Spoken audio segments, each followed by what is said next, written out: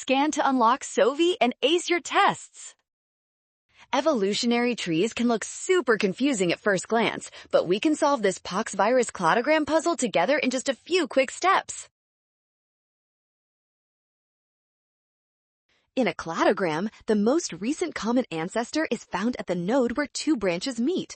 We must trace the lines back from each virus to find their intersection. Tanapox virus belongs to a specific lineage. When we trace it back to deerpox and myxoma, we see both paths meet at the exact same ancestral node on the diagram. Tracing the evolutionary paths for these three viruses confirms they share that same node. This makes option C the only correct description of their relationship. Well done! Scan the code. You can learn better with Sovi. Avoid the rush when reading trees and always trust the given branching points.